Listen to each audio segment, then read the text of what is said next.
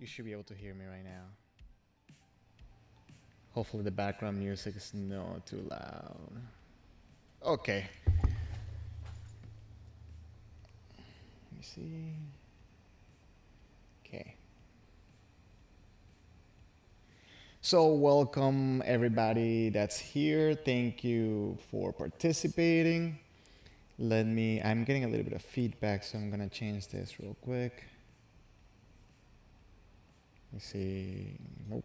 Still hear it.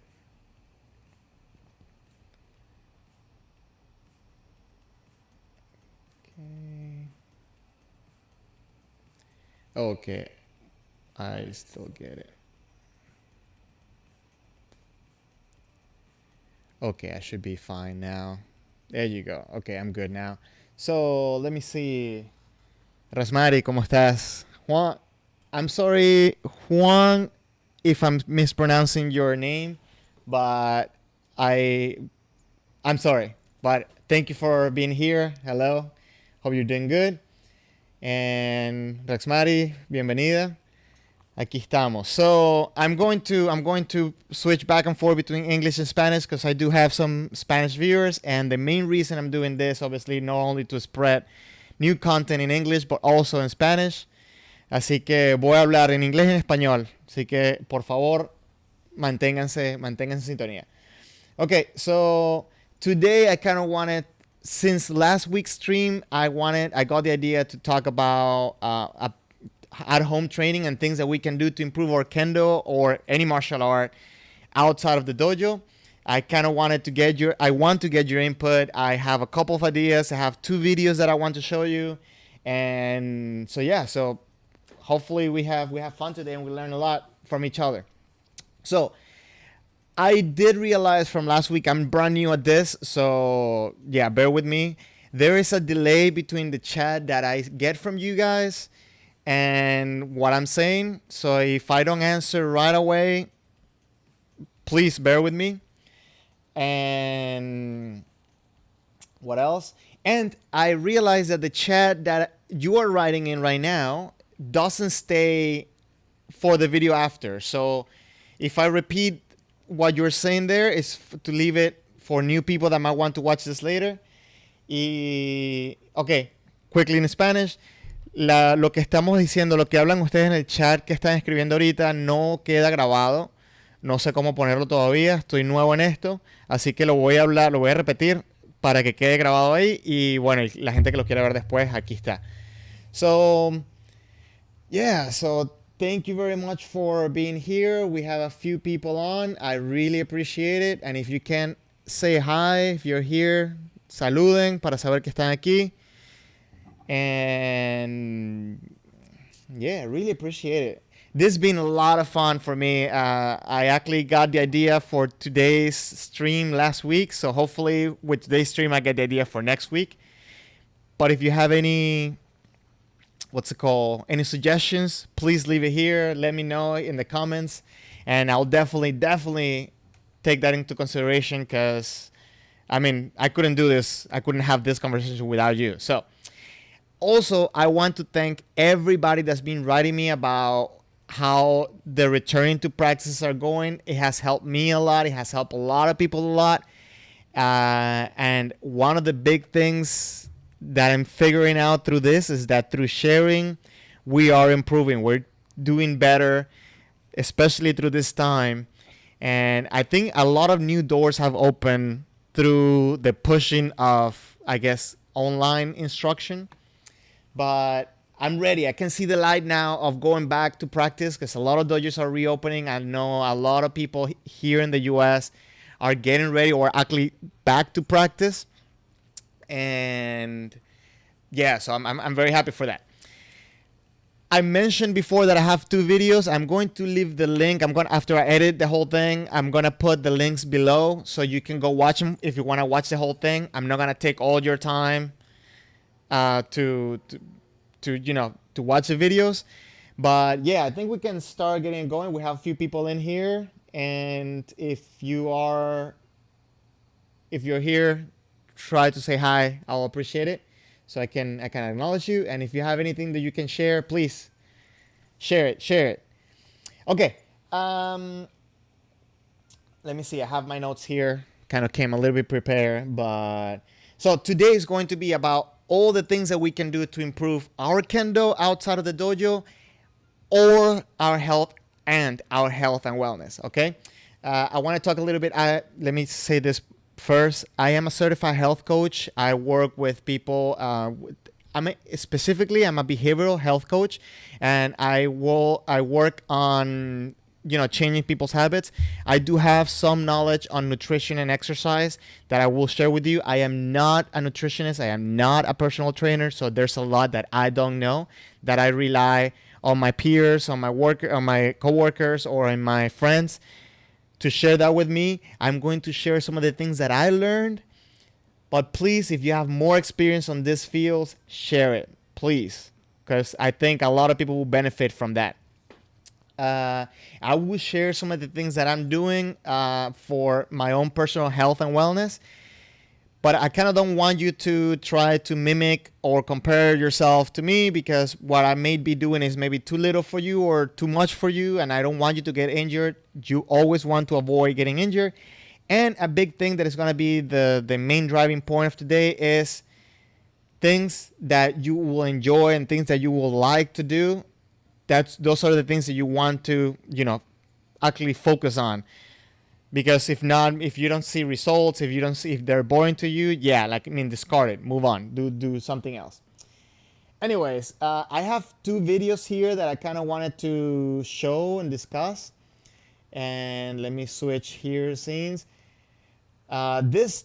These videos were posted not long ago, and they don't have in this channel. I'll leave the link below. And they only have two that they translated, but they refer in the videos about other ones. So hopefully they'll put all of them in this channel. I think this was a great addition. I mean, like a great contribution. And there's a couple points that I kind of wanted to share. I'm gonna play this. Let's see. I think I'm in the monitor on this one. Hopefully you can give me 1 second. Again, I'm new at this. So, okay. Where's the window? Okay, right here.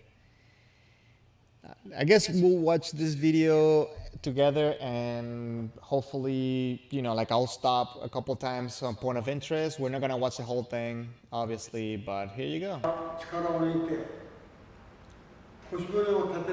Okay.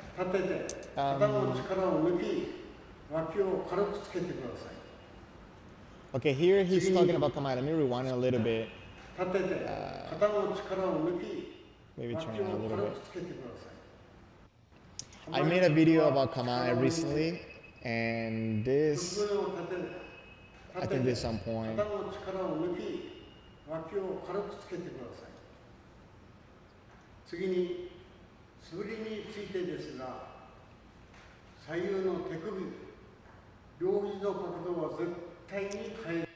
Okay, this is one of the points I wanted to talk about, that your angle should not change through the suburi. Hold on. Okay, so I attended a seminar with a sensei that came. He was from Tokyo, but I don't remember the dojo that he was from. And anyway, so he was showing that during kamae, when you're swinging, your kamae, your arms don't change when they're in the upswing. Sorry, if I'm making this a mess. The angle of your arms, because a lot of people tend to do this, right? Okay, let me get down like this. Tend to do this, like this, where they overextend one arm and then the other one kind of like it's pulled down, or maybe they're like all like here. And the way this sensei explained it, that to get a good swing is like when you're swinging up and you're swinging down. Obviously, when you swing down, you extend your arms, but when you're swinging up, it's the same. Your arms should be the same when you're up here that when you're in kamae. So the reason why I'm sharing this is because these are things that we can definitely study at home. I know even before this whole thing where we didn't have the dojo, I know a lot of people, a lot of times even myself included, don't take the time outside of the dojo to improve or to study the things or to, like, I guess, review the things that we've seen at the dojo. We wait for the time at the dojo, and I think this is one of the things that we can actually take from outside. I mean, take away from the dojo and practice it on our own, so that when we're at the dojo, we don't waste time on just like reviewing things that we should have been doing at home, or away from the dojo. And I guess it's gonna be one of the main points today. See, okay, I have so many screens here. I just want to make sure I don't miss things out. Okay.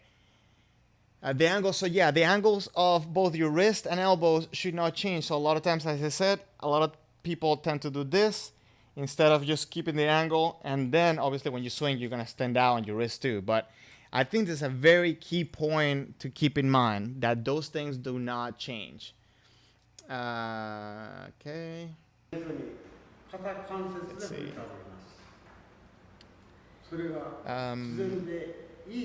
Okay, so yeah, that he's talking about the swing up. That's definitely a great point. Again, this part is going to be just the kendo specific parts. We'll get into like the whole like exercise and stuff on the second part. This point I really enjoyed.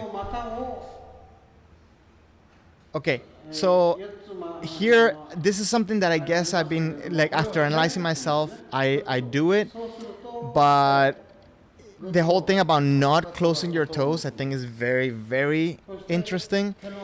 But then also he's saying about being conscious of pulling your heel away from the center of your body, pulling your heel out. Don't let your heel go in, and do it consciously.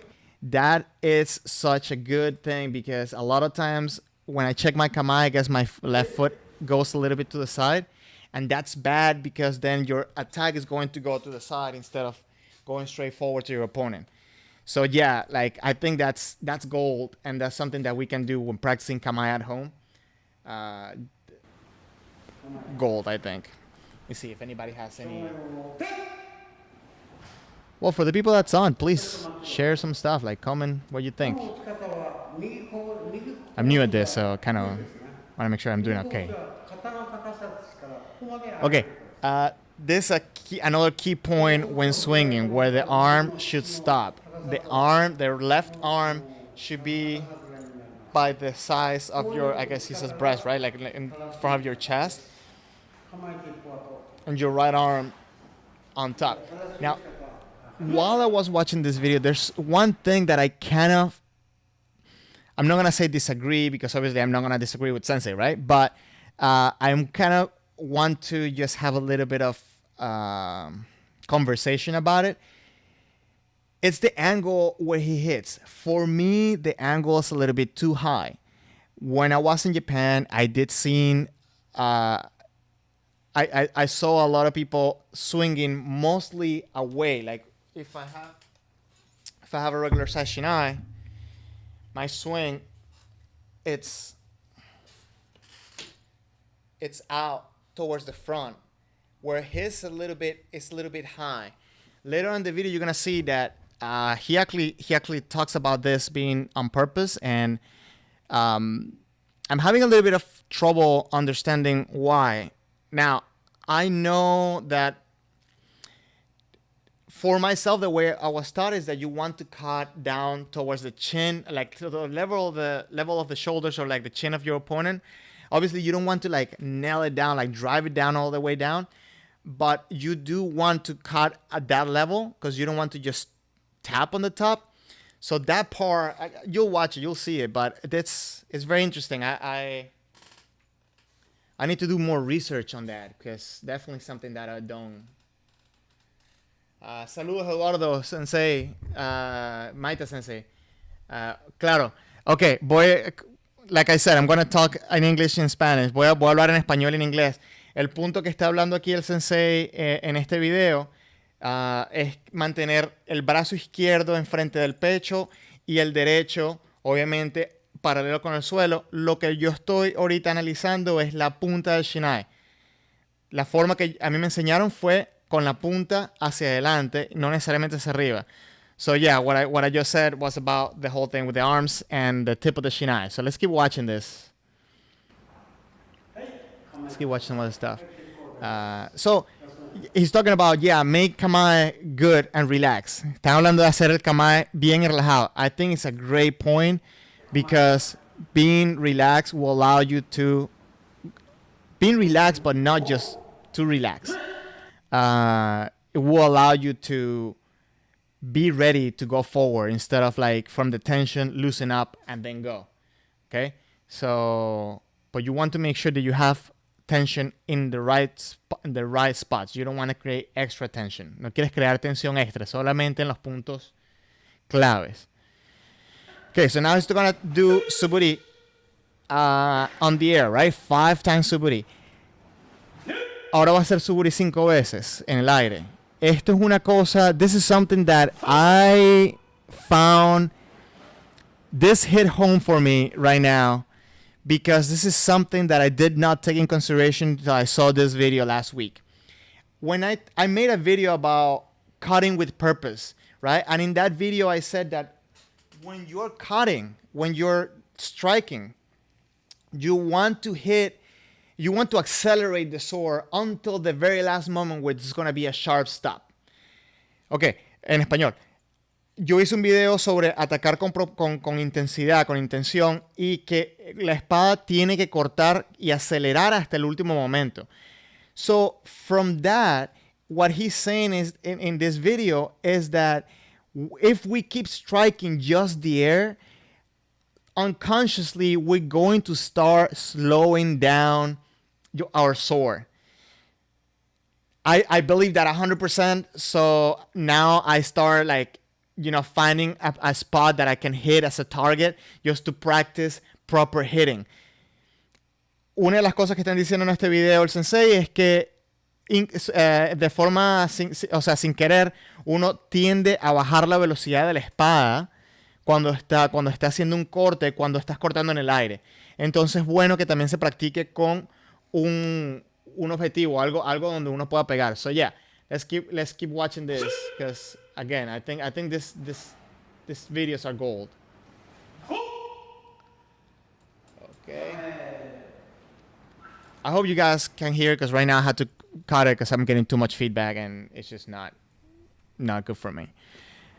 The correct way of suburi. For baka suburi, backward suburi. Sorry.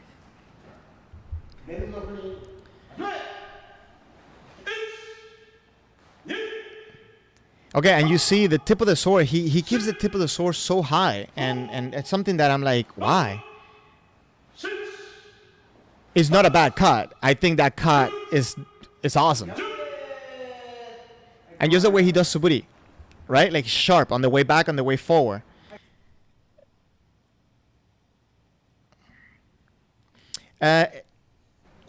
With suburi, you want to make sure that you cut with purpose. You want to be sharp in your movement.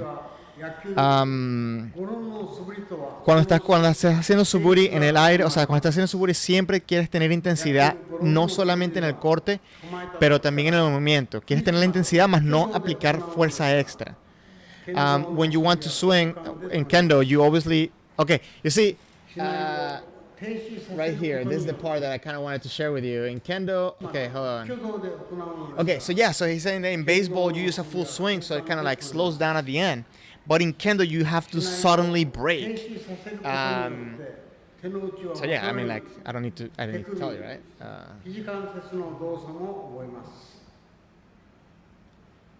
Okay, with the use of the elbows and tenouchi, I'm making a video right now on tenouchi, so if you haven't, please subscribe. But tenouchi is a very key point on stopping the sword. I mean, I think that's the main reason for it. Estamos hablando de la parte del uso de shinai y cómo cortar en el aire. Uno en el kendo, uno no es como el golf o el béisbol, que el béisbol, hace un golpe, o sea, un swing completo, pero tienes que pararlo. Y para eso usas los codos y las manos, el tenouchi. Okay, so here he is mentioning about if using a dummy or using a target, you don't need to slow down your shinai. You can fully strike, and obviously will help you maintain your good strike.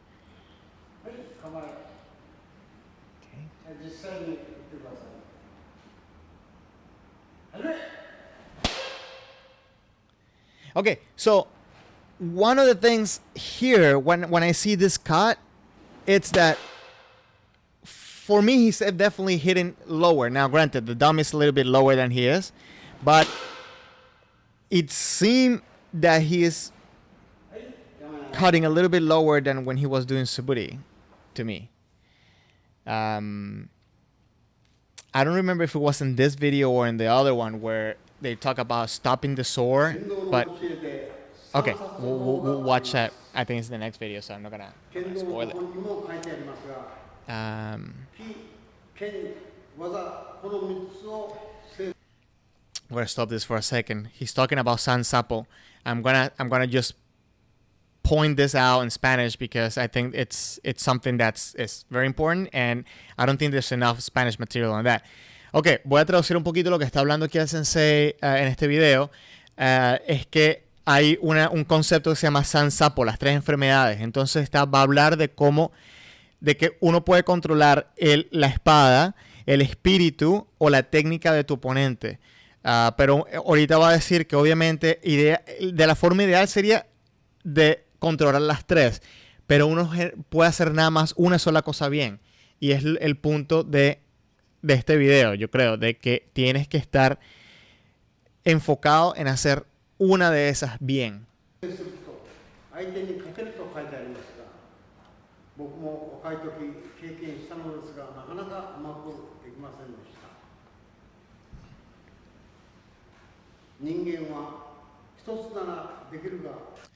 Okay, so does everybody here know about Sansapo? Do we know what Sansapo is? So I think that's a very interesting point that he's making in this video.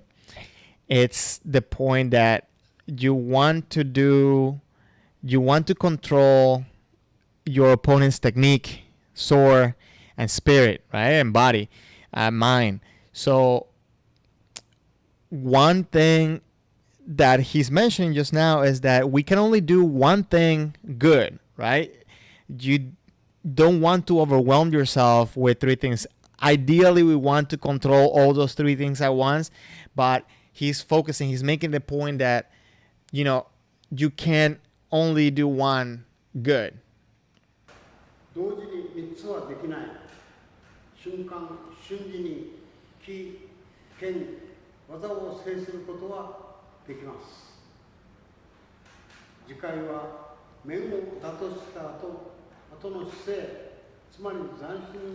Okay, so we're going to watch. I guess this is the end of the video. Let me see.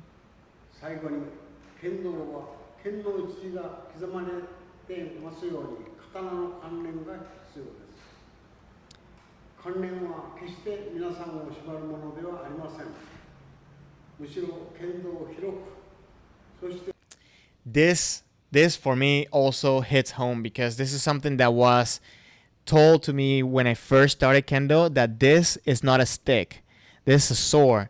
And if you keep that in mind, your Kendo will be completely different. I think when we go in competition sometimes, we just kind of take that for granted. But I think that if you manage to be able to see this as a sword and put yourself in the situation that you're fighting with a sword and against a sword, I think it's different, right? In Kendo, it's not like other martial arts where it's like, okay, you can get hit twice, 3 times, 4 times, and you won't die. So if you break it down to its concepts, a good valid strike from the sword, it's pretty much a deadly shot, and you're not gonna walk out of that one. Now, I think having that mentality, it's very important in order to develop your kendo. Now in Spanish. Aquí el sensei está hablando de cómo la idea de usar esto no es un palo, esto es una espada, y mentalmente deberíamos entrenarnos para pensar de que esto es una espada y que estamos peleando contra una espada. Y el concepto de kendo, la idea de uno de kendo cambia drásticamente al tener ese punto de vista. En vez de solamente ir, ok, tengo un palo en la mano, voy a pelear. No. Inclusive en las competencias, tener esa mentalidad es imprescindible. O sea, ayuda mucho. Okay. I think this is pretty much the end of the video. Okay, now he's talking about the whole thing, the situation now. Yes, please take care of yourself. Okay. Again, I'm going to leave the link to these 2 videos down in the description box below. If you want to watch the whole thing, feel free to do so. Please, I'll encourage you. And hopefully they put more videos. So now here's where I get a little bit confused, because now he's talking about, use there's another video, but it's not the one that we just saw. And I hope they really released all the videos, because they haven't done all that. So let's see.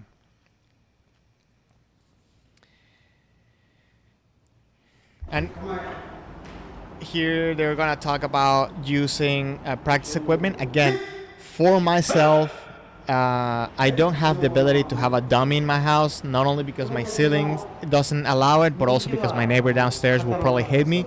I am coming up with, like, I guess, original ideas for myself. I use a towel and put it on top of, I have these things, which are Liebert equalizer bars, and I'm going to share with you in a minute about that. But I just put a towel on top of that and get on Sonkyo Seisa and try to hit, and I tried to make it with intention and with intensity, but obviously I don't want to bother my neighbor downstairs. So a lot of times I take just an old shinai and go outside, and I guess try not to look too weird in front of people. And yeah, that's it. Okay. This is a very good point. How the left hand should look and where it should be. I think it's a great angle. Wait, can you guys not see? Oh, okay. Hold on. I just want to make sure that you can't see it properly. Okay, una de las cosas que yo estoy haciendo ahorita es usando algo para poder pegarle. Obviamente tengo limitaciones porque el techo no me deja y los vecinos abajo no me dejan, así que busco practicar por fuera, por lo menos para poder tener, saber cómo se siente de nuevo pegarle a algo. Okay. You see how sharp that cut is? It just stops.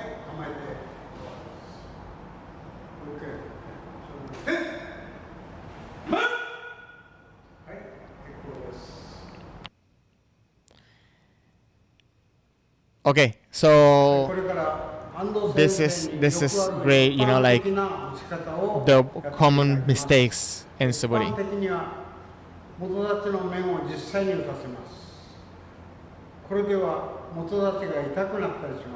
Los errores más comunes en el kendo.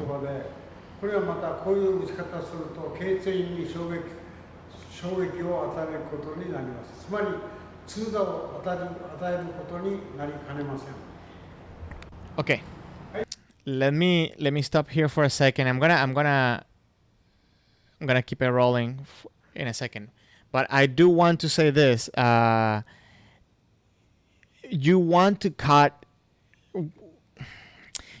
forward. You don't want to cut down, and you gotta be mindful of your partner, especially if you're practicing with someone that's shorter than you, or even like if you're a big guy and practicing with a girl, because it is very uncomfortable to get hit on, like, especially when you get hit like the wrong way.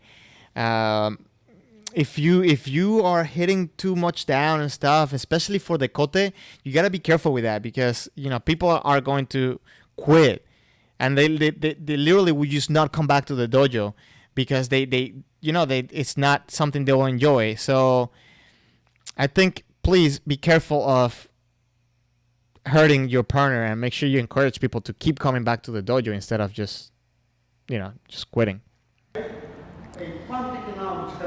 Okay, so we're about to see an incorrect strike. Now he's gonna cut downwards again. That's incorrect. Ahorita vamos a ver cómo el sensei practica un golpe incorrecto, golpeando hacia abajo. You know what's funny? Even though that's incorrect, it looks so good. But that top cut, ese corte que vimos ahorita está incorrecto. A pesar de que se vio bien, está incorrecto. Quieren evitar pegar hacia abajo. He's saying that obviously you want to avoid hurting your opponent. I'm sorry if I'm like being redundant, but I'm between Spanish and English. I'm having a little bit of a hard time. Okay, so this is the part that main reason why I wanted to show you this, because I'm not understanding it. It's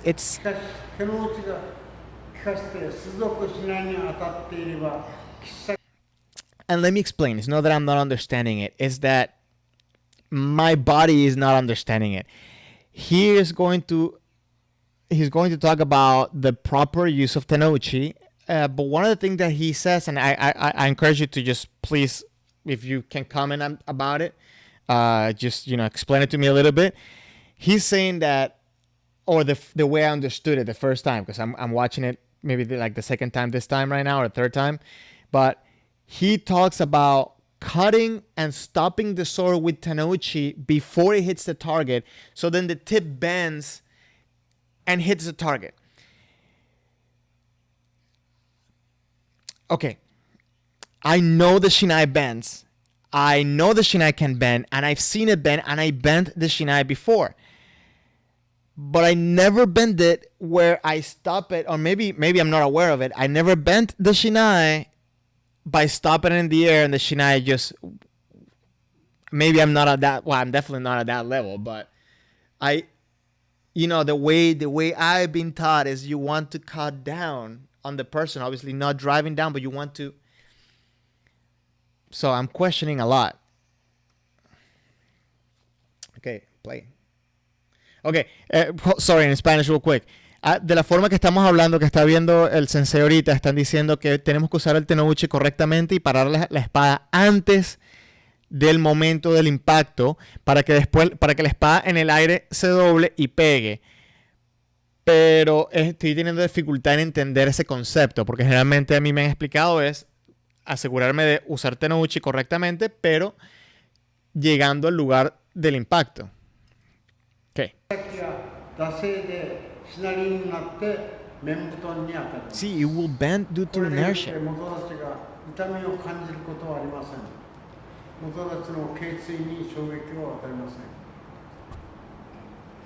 It's interesting. I'm definitely going to practice. I'm not saying that it's impossible. It's just I'm not visualizing myself doing it.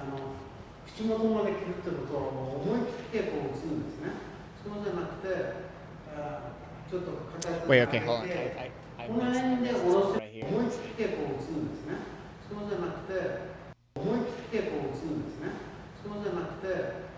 Okay, so you see, like, what he's saying is I'm doing it wrong. I am hitting down. I'm imagining that I'm going to cut down.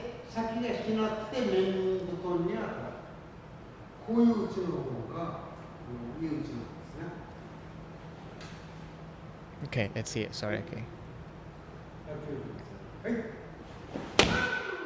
Okay, so that's a small waza, right? I kind of would like to see it with a big waza. Let me see.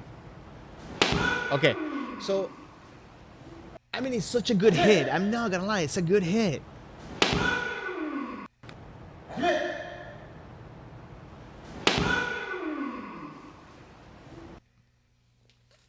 Okay, so when I'm cutting down, I'm not trying to push the sword down. I'm imagining that that's my end target. one thing that I seen him do right now that I try to do myself is that you want to cut forward, and if you see this cut right here, you see how it doesn't land down, right? It lands like he's going forward and he's cutting with it. And I would like to say that when I visualize myself doing a strike, that's how I visualize myself doing it. The mentality for me has been to cut, that I want to successfully, if I had a real sword, I'm going to successfully cut down. But yeah, so when he's saying that the shinai, the tip of the shinai flexes, that, you know, kind of it does this motion, I'm guessing, like, you know, like this. I need further research is needed, you know. So I'm not saying that it's wrong. I just wanted to completely present you a whole different way of how I'm doing it, because again, I don't think that I do things perfectly. So yeah.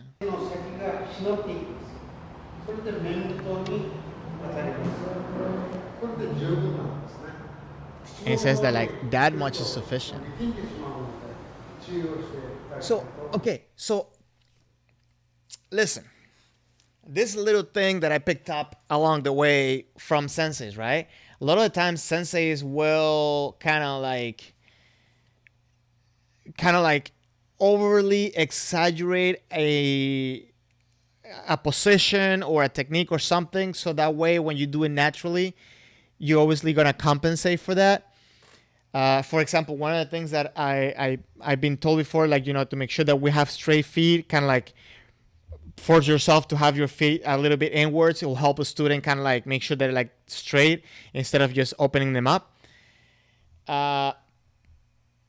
So I think that's maybe what's going on here. You want to make sure that you don't put the force down, because again, when I'm doing it, I'm thinking that if I were to have the sword is going to cut down to the chin, but I'm not pushing down to the chin.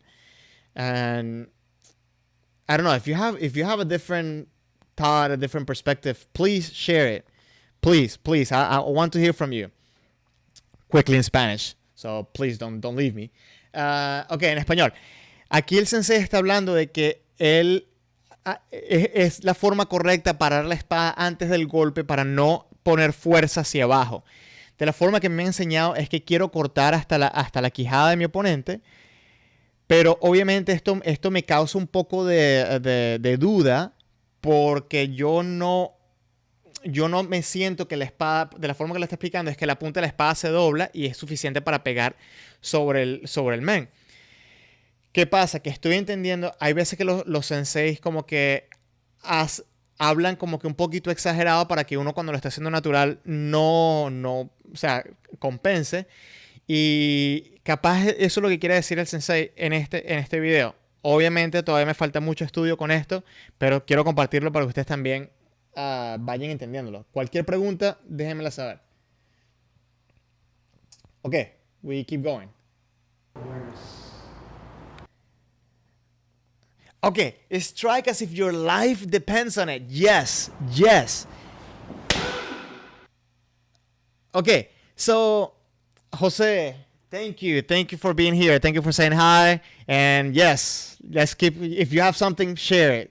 I know you're a health professional, so if you have any advice for health and wellness, please share. Okay.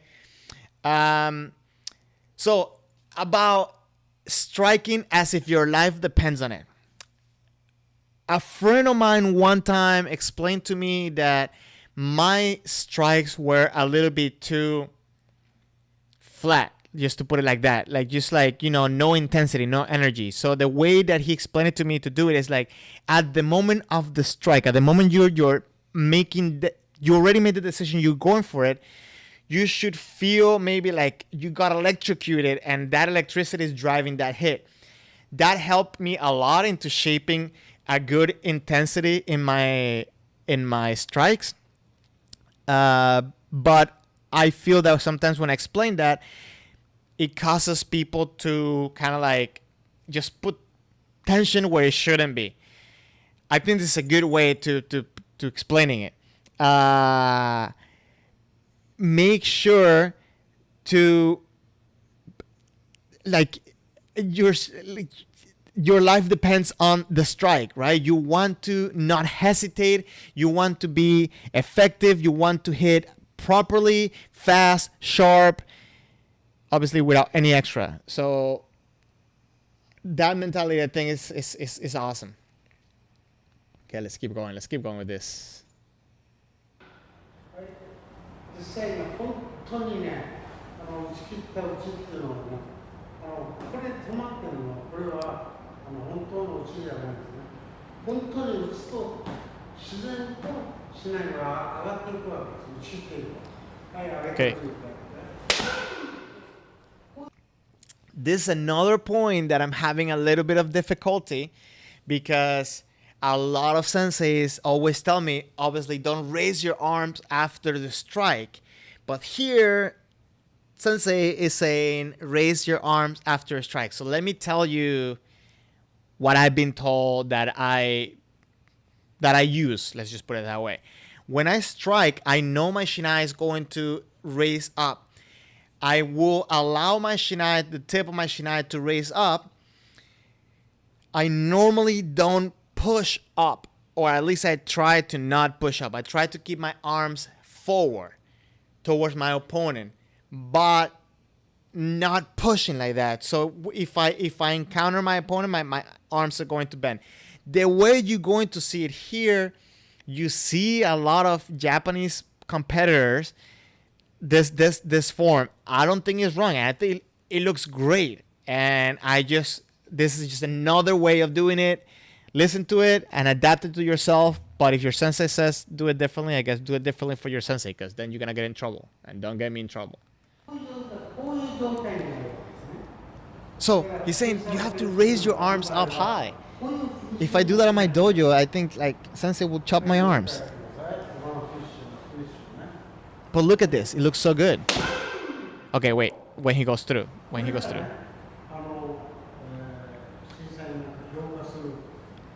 And now he's saying that, you know, this form is appreciated by the judges.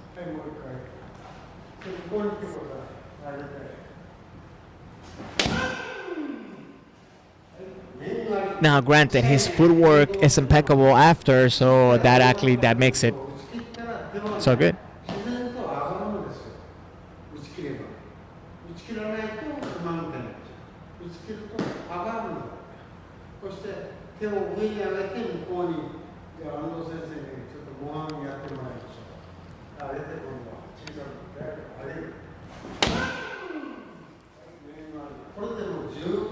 Okay, so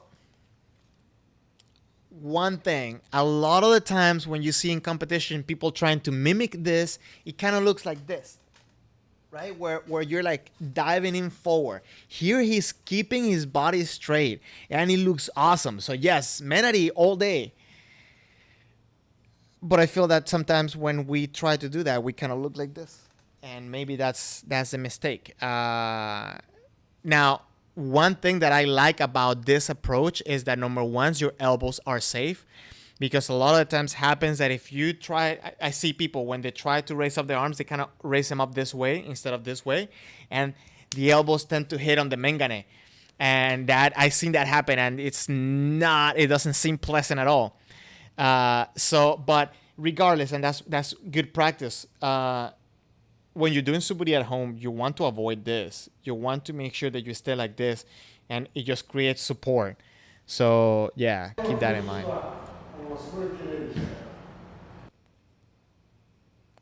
Finishing just after striking. Okay, Sanshin.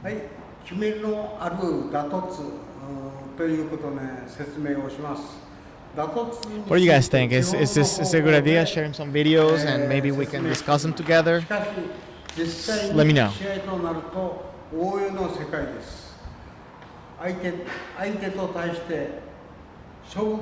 As I'm going through this, I realize that this is not really about practice at home, right? But these are things that hopefully we can take home and practice them.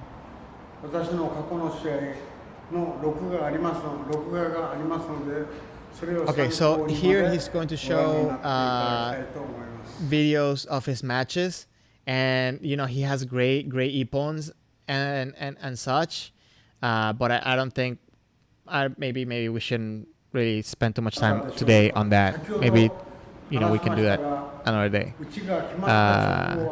But I did want to share that because I think that's a great point for debate, I guess. I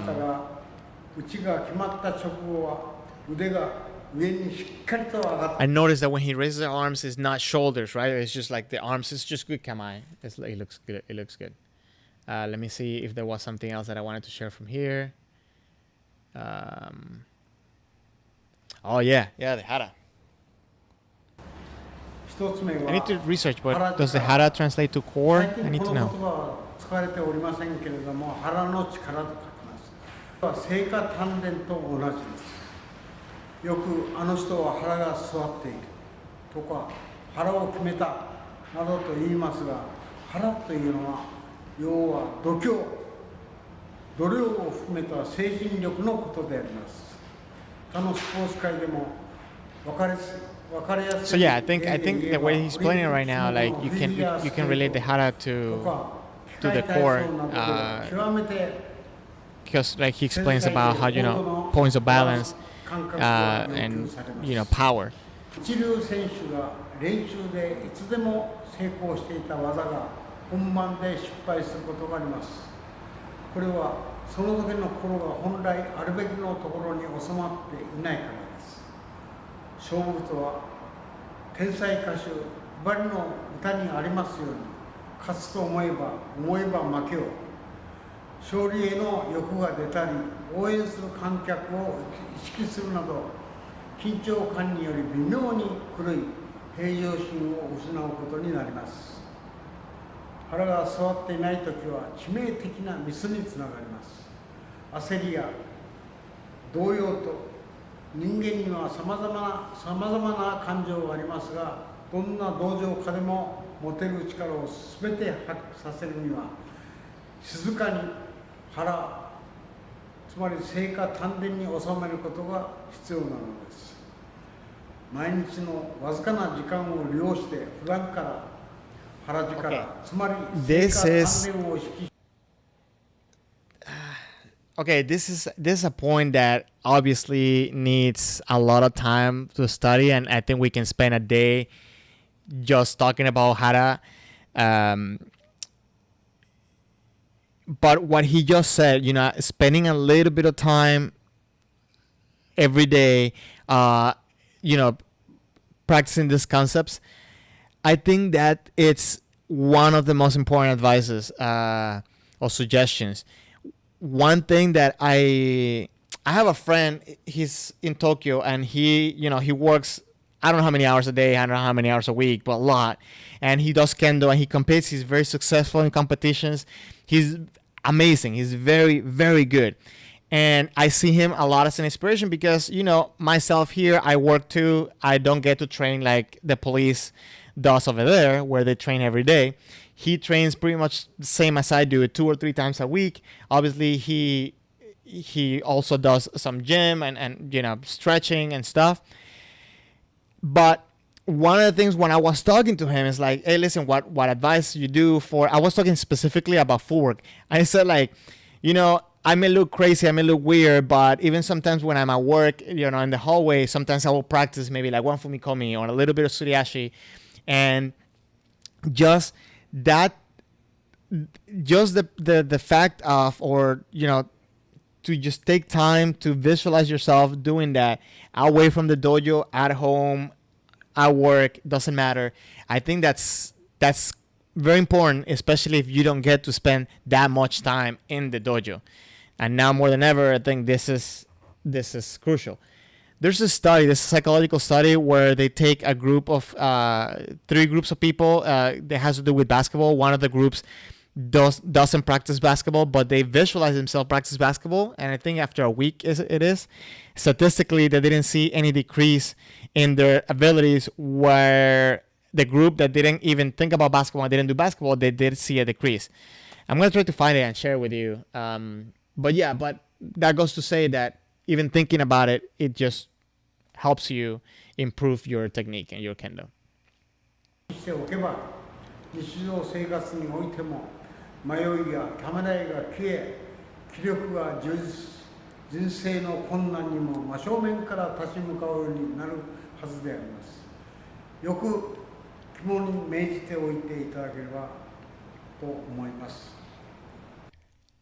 I know everybody that's here. Yo sé que cualquier persona que esté aquí va a estar de acuerdo conmigo. Anybody that's here is going to agree with me. There's a lot of people that asking, why do you do kendo? You know, it's not useful. It's not like karate. You're not hitting somebody. You're not learning self-defense. Even though if somebody's out there with a stick and I have a stick in my hand, I think I'll do better than they will. But regardless, that's it's not self-defense, right? We don't do kendo for self-defense, and that's the point. So I think that's just one of the reasons why I like kendo so much. What Sensei just explained is the fact that you learn so much more. You learn so much about yourself and just how to approach different situations that it just makes it that much interesting for me. Maybe I would have learned it in karate or taekwondo or any other martial art, but I just happen to do kendo. I'm addicted to it, so deal with it. Just kidding. Oh, this is a great concept, and this is something I kind of wanted to make a video about. Yeah. I'm just gonna give my 2 cents very quickly before you hear this or you see this. Again, I have another friend from Tokyo, and for a while, when I didn't have that much time to practice, I would just sit down with him and talk kendo. And one of the things that he mentioned about that competitive mentality and the ability to do good kendo is that you need to train your body so that when you are in a match, when you're doing keiko, you are conscious of your opponent. And again, there's an interpretation of his words, so bear with me. You want to train yourself to make that opening from your opponent, but your body, you shouldn't have to think about the wasa you're going to do. A lot of the times when we're thinking, okay, I'm going to do men, Kaishido gets hit on you or whatever. But you focus on making the opening and then no mind, mushin, right? Like just let your body do it. And I think that's a big part of training in kendo too. 試合に勝った人のインタビューや審査会で良い内容だった人の話を聞くとどうやったか覚えていない。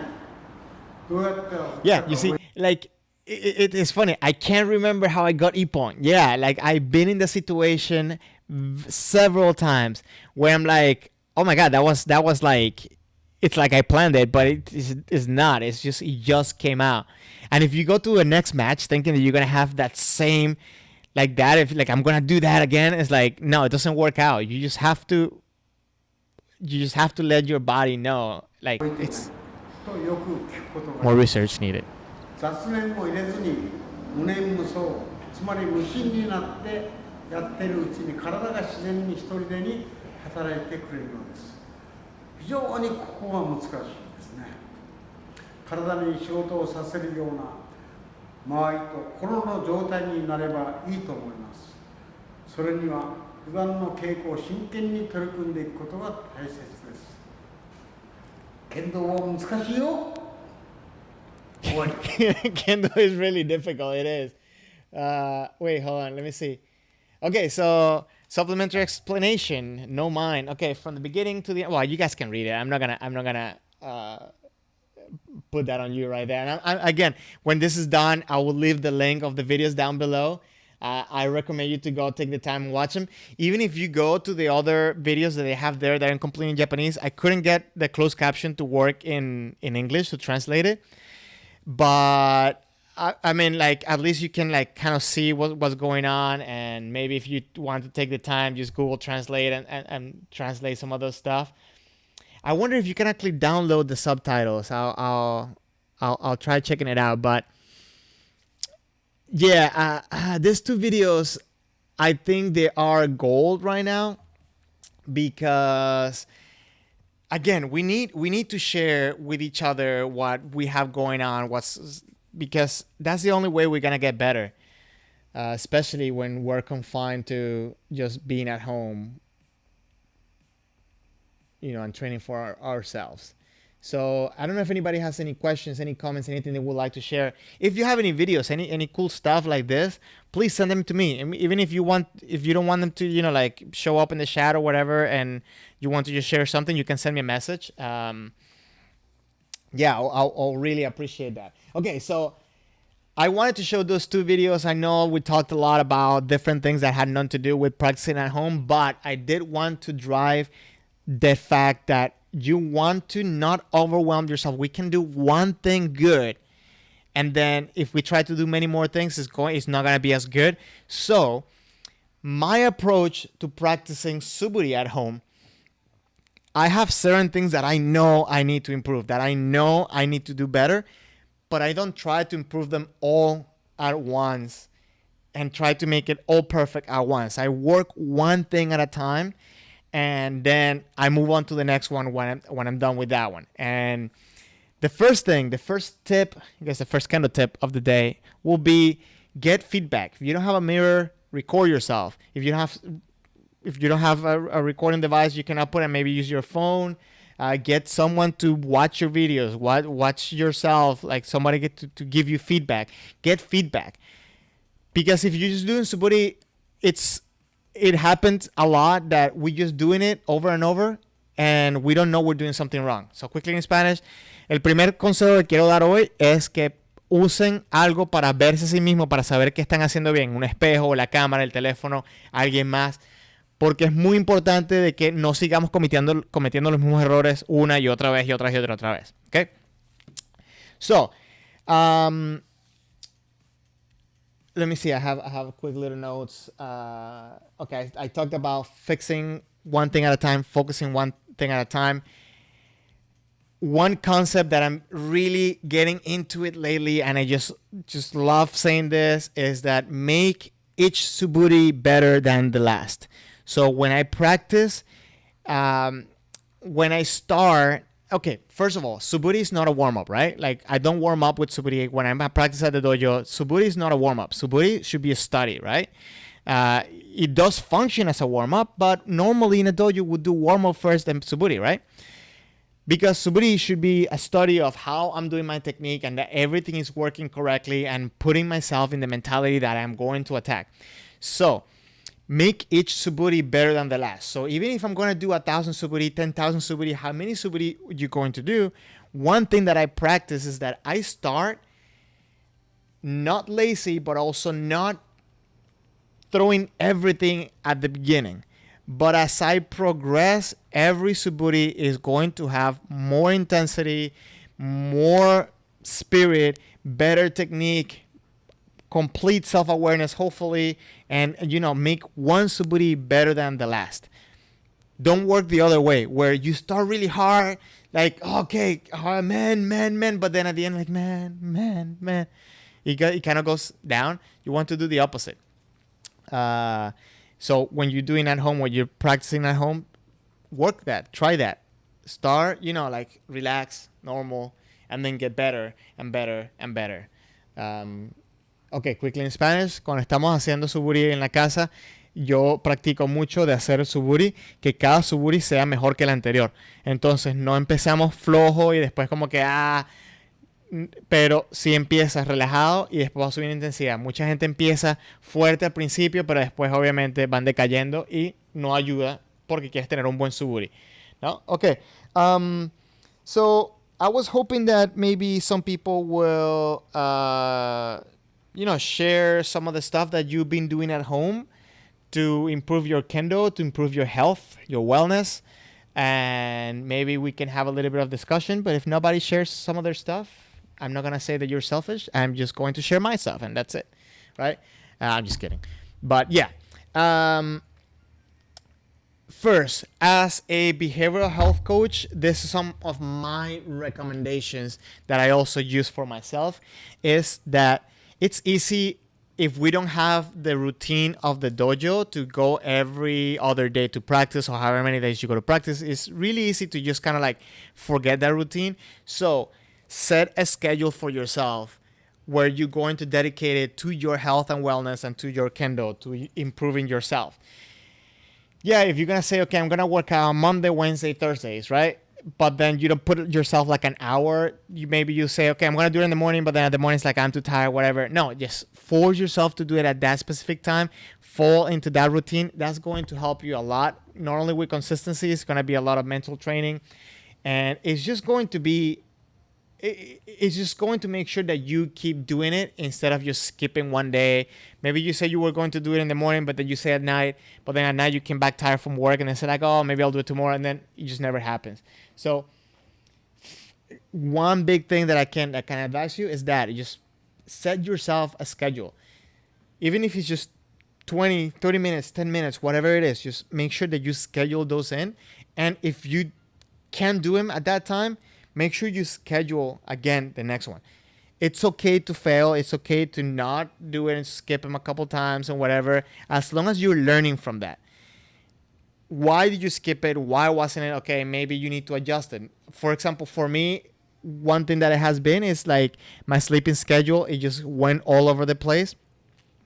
But fixing that, it allowed me to, okay, I'm going to do my routine in the morning, right? Or I'm going to split them up, half in the morning, half at night, and it has helped me a lot. And it's something that research has shown that it works. So if you set yourself a schedule, you're going to get better results. Now, along with that is set yourself a goal. I'm going to say this. I'm going to put myself out there. Oh, wait, hold on. Let me translate the previous part in Spanish real quick. Ok, en español, un consejo que me ha ayudado bastante y que ayuda bastante en parte con mi carrera es que pongan un horario de cuando van a hacer su actividad física. Eso ayuda bastante en la continuidad del ejercicio y hace que sea un entrenamiento mental. Ok, vuelvo al inglés. Ok, back to English. So, hold on, because I lost myself. Okay, so have a goal. Make yourself a goal and make sure that it's measurable. It happened to me that, I kind of got into the fact that it's like, okay, I'm not going to go to the dojo. I started doing suburi, but then it kind of became, okay, like I'm doing suburi, I'm running, I'm doing my exercises, but what am I getting out of this? I didn't see the benefit because obviously I wasn't going to the dojo. I'm not going to the dojo still, but, it's hard to keep yourself motivated if you don't have something that you're getting back from all these things that you're doing. So for me, it definitely has been making myself goals and seeing progress, making measurable, whether you're trying to lose weight, you're trying to improve your performance, find a way to make it measurable and have something that you're working towards to.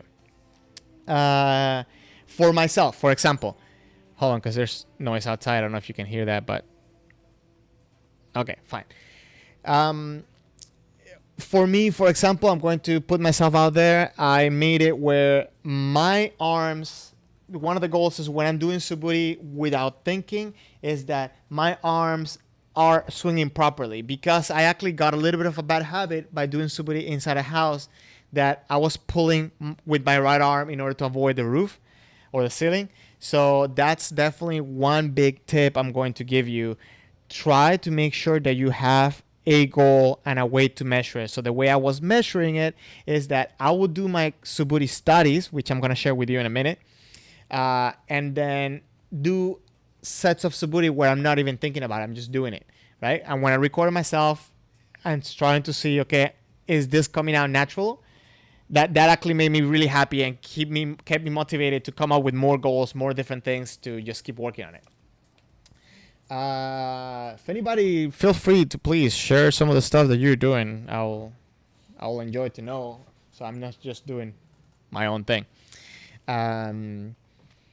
Okay, let me see. I talked about have a goal, measure your benefits.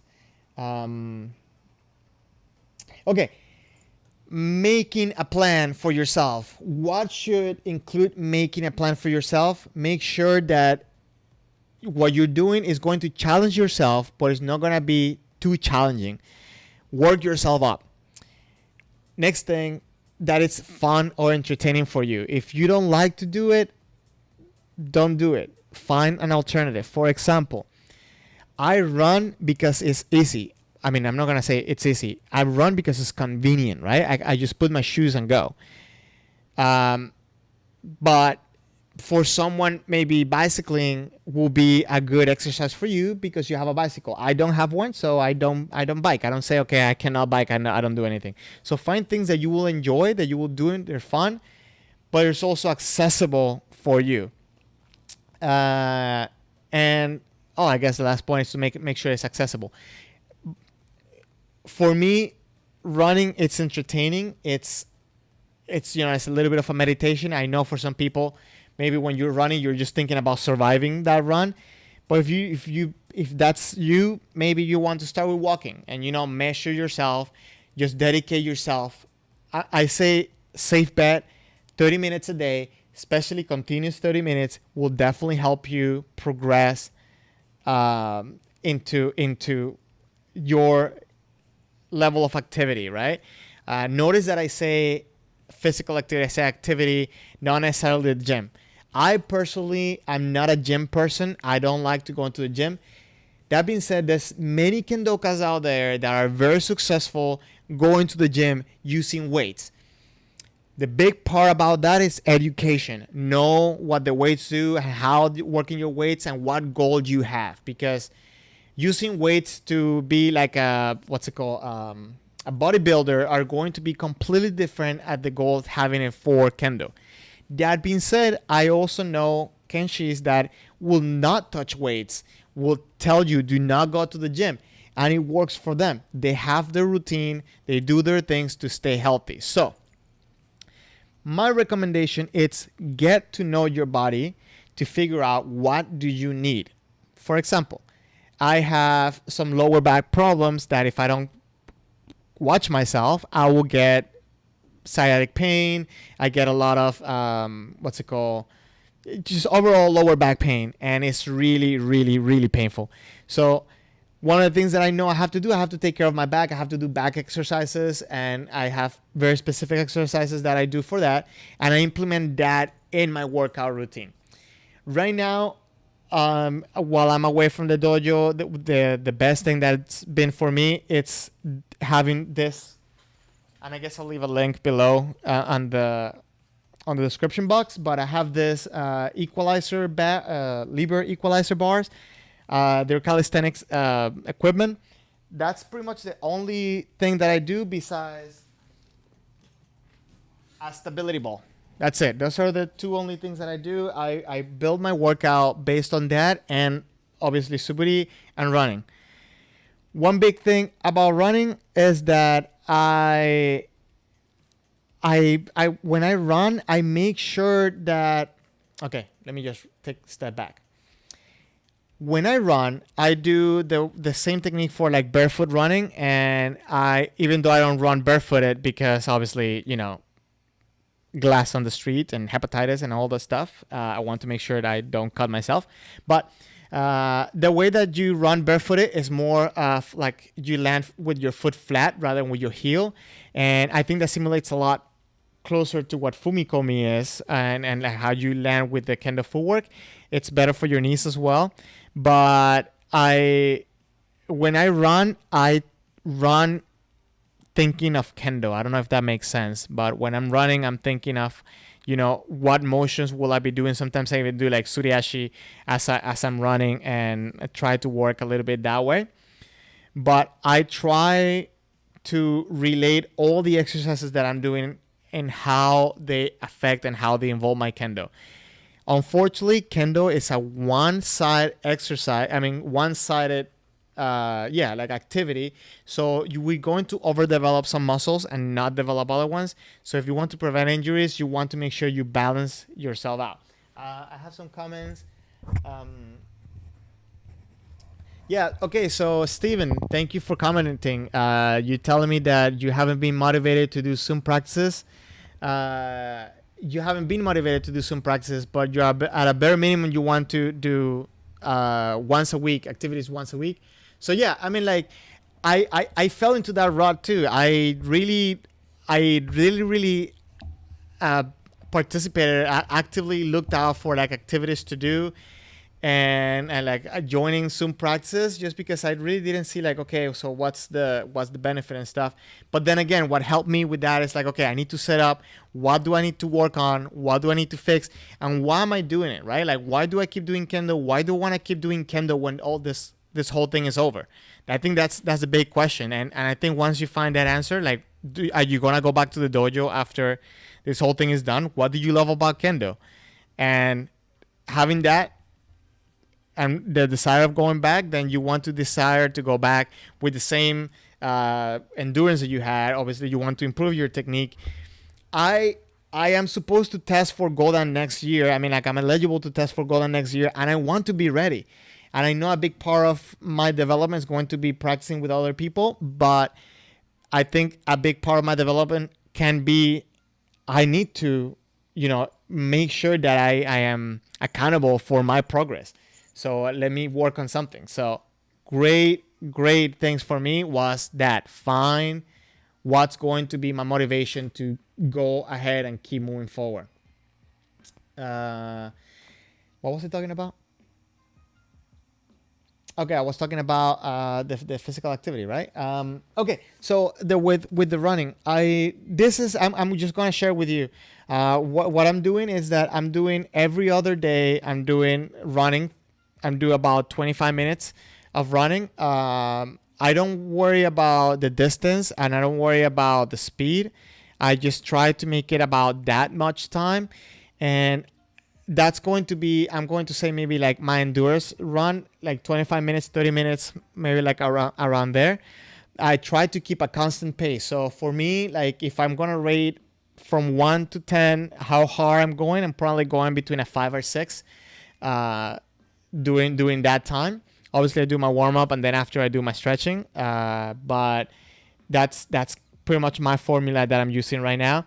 I do have, especially when I'm working towards, coming up to a competition or it's going to be a hard training.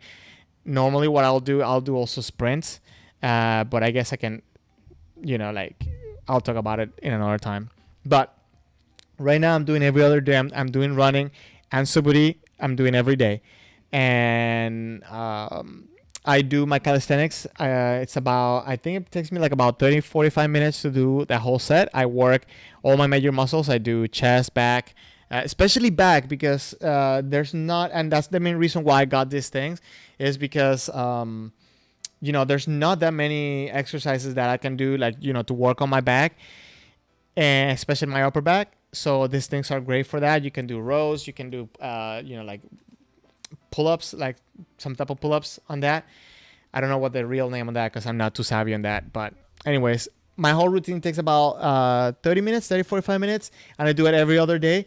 And suburi I do every day, but I think once or twice a week, depending on how I'm doing. Like, that's, it varies. I do my suburi study where what I do is that I break down specific different types of suburi and work one thing at a time. So, for example, I work yoga-buri, right? Where I put my hands together and then go all the way up and down. And on that specifically, I work on using my left hand. I kind of wanted to make a video specifically about all those things, which I will do, just to not take all the extra time from your day today. But then when I do, for example, Sankyo Domen, like, I work every, like, how raise the arms out and back. And so what I do is that I get different types of suburi and I break down to study one thing at a time. And I recommend you 100% do that. I think that may be a little bit boring, but if you're worried about, okay, doing 1,000 suburi is too much, whatever, breaking it down like that and just making a study makes it that much more fun for me. Because at the end of the day, I feel like, okay, maybe I didn't do 1,000 suburi. It probably took me the same time that it took me about to do 1,000 suburi because I'm doing it slower, but I am actually getting something out of it. It becomes entertaining for me. I guess what I'm trying to say is just find the things that are going to keep you motivated and entertained to do it. Because again, this is something you're supposed to love. This is not a chore. This is not something that I don't know, nobody, hopefully, it's obligating you to do. And if they are, just, I don't know, are they paying you for that? Because let me know, hook me up. I want that contact. Anyways, so yeah, I am doing those things every other day, and I just for my own mental health, I guess, health and wellness, I try to do things that are, activities that are fun. I like go out and skateboard. I skateboard, so like sometimes not too big of a deal. I just kind of like go out for fun, go out for a walk. I like to fly drones. Sometimes I'll go like to a park or somewhere where like it's open and gonna be out. So force yourself to just have activity. Again, if you want to talk about more like in the competition, like being more specific about competition, let me know and we can set that up. We can talk specifically about that. But ideally, what you want to do, you want to make sure that you find activities that are fun for you.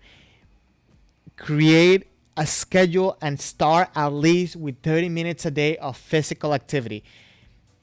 Hopefully, with time, you're going to evolve that into 30 minutes, maybe an hour of a specific workout that's going to benefit you more than just like going out for a walk, for example. But it starts with that. It starts with setting up yourself with a schedule, setting up with yourself with pushing yourself to do physical activity, but pushing yourself to do physical activity that you're going to see the reward. So whether you're trying to build muscle, to lose weight, to work on agility for your kendo, whatever it is, just make sure that you know exactly what you're getting. It's easier for you to tell me, listen, you need to do a marathon to get $1,000 than it is you need to run right now that marathon, right? Like if I have a reward, if I have something waiting for me on the other side, it will be way easier than doing that. So take that into consideration. Okay, so I kind of wanted to see what are you guys doing? What are some of the things, some of the ideas that if you can share it with everybody, please, not only with me, I will give them a try. But if you can take the time there in the chat, send out some of the things that you're doing. Give us some ideas, because that's what I kind of want to do with this stream. I want to make sure that we're sharing, we are getting better, we're improving our kendo. So hit me up, please. Send out some of the things. Let me see. Okay. And also tell me, what do you guys think about this streams? Is this something that you would like to see every week? Maybe every other week? Obviously, there is no admission fee, so you can just pop in and out anytime you want. It's something that I kind of want to do for our benefit. So I don't know. Give me some feedback on that. I'll really appreciate it. Let me see. See what we got going on here. Okay.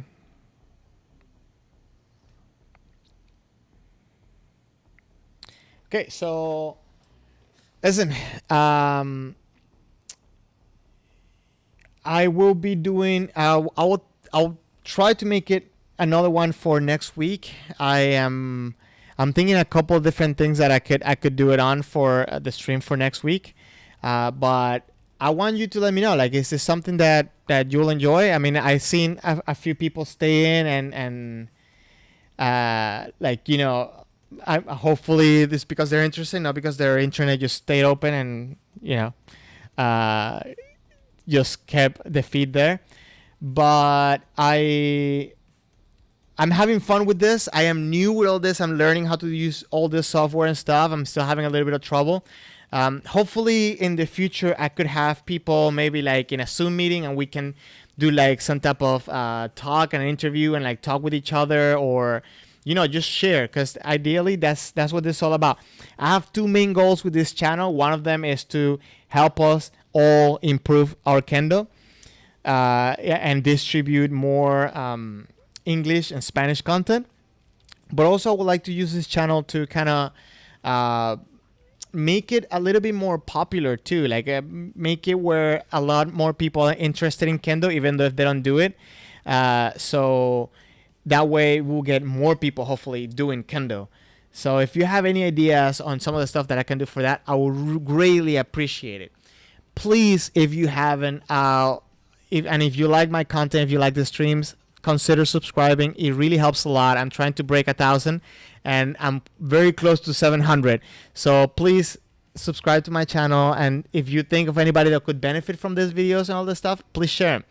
I'm always welcome to any new ideas. And I think today that's going to be it for today. I shared all the things that I wanted to share today. I'll keep thinking for next week. And again, you can follow me on Instagram and here. You can send me a message here on through Instagram. I will get them both and I'll answer you the best I can. I don't think that I have the best kendo in the world. I'm trying to get the best kendo I can do, and I'm working hard for that. So if you have any suggestions, they're always welcome. So thank you again for watching. I will catch you in the next one. I have a video coming up on Tenouchi this week, so hopefully I can get it done by this week, and it will be done by this week. So subscribe if you haven't. Thank you very much for watching, and again, I will catch you next week. So I think that will be all for today.